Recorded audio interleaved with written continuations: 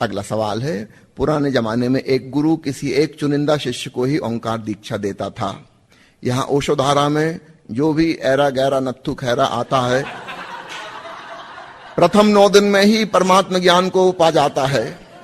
पहले के गुरुओं ने इस प्रकार से क्यों नहीं बांटा? अब पहले के गुरु कहीं मिल जाएं तो उन्हीं से पूछना, मुझसे क्यों पूछ रहे हो? कबीर साहब ने तो कहा है, दोनों हाथ उलीचिए यही संतन को काम।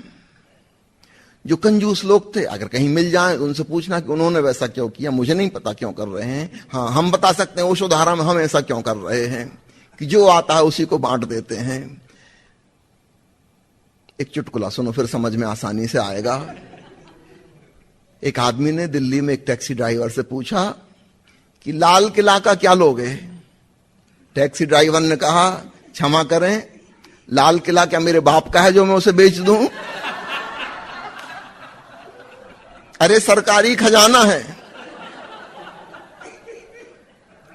तो ऐसे पूछ रहा है, लाल किला का क्या लोगे? हमें नहीं बेचना भाई, कहीं झगड़ा झंझट में फंस जाए। चलो, लाल किला तो सरकारी खजाना है, लेकिन जिस ओंकार को, परमात्मा को ओशोधारा में हम बांट रहे हैं, सच पूछो तो बांट नहीं रहे, दे नहीं रहे। वह तो प्रत्येक के भीतर छुपा है, वह तो प्रत्येक के हृदय की किला के भीतर विराजमान है। ओंकार का संगीत वहां गूंज ही रहा है।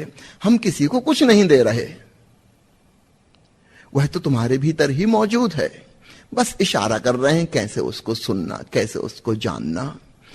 तुम उसके लेके मालिक हो, तुम स्वयं ओंकार स्वरूप चैतन्यमय परमात्मा हो। बाहर उलझ गए परिधि में, भूल भाल गए, थोड़ा सा भीतर मुड़ जाओ। बस संकेत करते हैं, इशारा करते हैं, और जो तुम पाते हो वह तुम्हारी अपनी निजी संपदा है। तो यह बात भी भूल जाओ कि गुरु कुछ देता है और शिष्य कुछ लेता है। गुरु बस इशारा करता है कि संपदा तुम्हारे भीतर। तुम जरा सी खुदाई करते हो। खुदाई भी क्या कचरा कूड़ा है, कुछ विचार हैं, कुछ धारणाएं, कुछ विश्वास, कुछ भावनाएं, कचरा कूड़ा जरा हटाया और भीतर ओंकार का महासंगीत गूंजता सुनाई पड़ने लगता है, समाधि लग जाती है। तो याद रखना, हम यहां जो दे रहे हैं वह वास्तव में दे नहीं रहे हैं, तुम्हारी अपनी संपदा की तरफ इशारा कर रहे हैं। यह खजाना तुम्हारा खजाना है, और इसलिए हम कोई परीक्षा नहीं लेते कि किसको दें किसको ना दें। अगर दे रहे होते तो हम फिर योग्य पात्र चुनते, हम कोई पात्रता नहीं चुनते। ओशो ने एक नई परंपरा की शुरुआत की। जो उनके पास गया, जिसने कहा कि मुझे माला दीक्षा दे दें, सन्यास दे दें, ओशो ने उसके गले में माला डाल दी, नया नाम दे दिया। पूछा भी नहीं तुम कौन हो, कहां से आए, क्या करते हो, क्यों सन्यास लेना है। कोई नियम कानून न बनाए, सबके लिए द्वार खुला है, क्योंकि जो हम बताने वाले हैं वह तो सबके भीतर मौजूद है। इससे क्या फर्क पड़ता है वो किस जाति का है, किस कुल का है, क्या काम करता है, क्या नहीं करता, क्या उसकी शिक्षा दीक्षा है, क्या व्यवसाय है, उससे क्या लेना देना। परमात्मा तो सर्वत्र है, सबके भीतर है।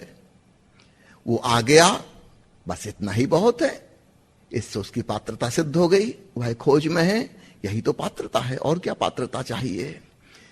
तो तुम पूछ रहे हो, पुराने जमाने में एक गुरु किसी एक शिष्य को देता था, तो उन्हीं से पूछना उन लोगों ने वैसा क्यों किया। मुझे अपना पता है मैं क्या कर रहा हूं और क्यों कर रहा हूं। ठीक।